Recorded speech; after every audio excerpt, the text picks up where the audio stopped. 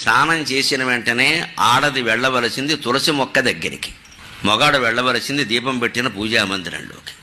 ఇది భార్యాభర్తలుగా ఉన్న వాళ్ళందరూ అలవాటు చేసుకోవాలి.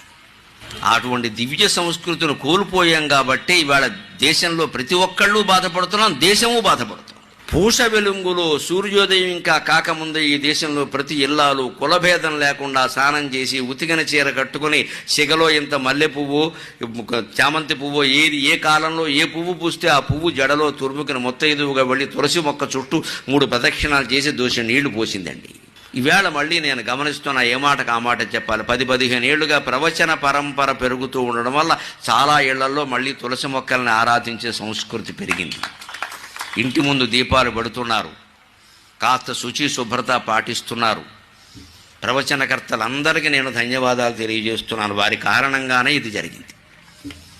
దాని మహిమ దీని మహిమ ఏదో కాస్త చెప్పడం వలన ఆ దృష్టి ఏర్పడింది. మేము హైదరాబాద్లో 2011లో వెళ్ళినప్పుడు మా ఎదురు అపార్ట్మెంట్లు ఎలా ఉండేవి, ఇప్పుడు అలా లేవు.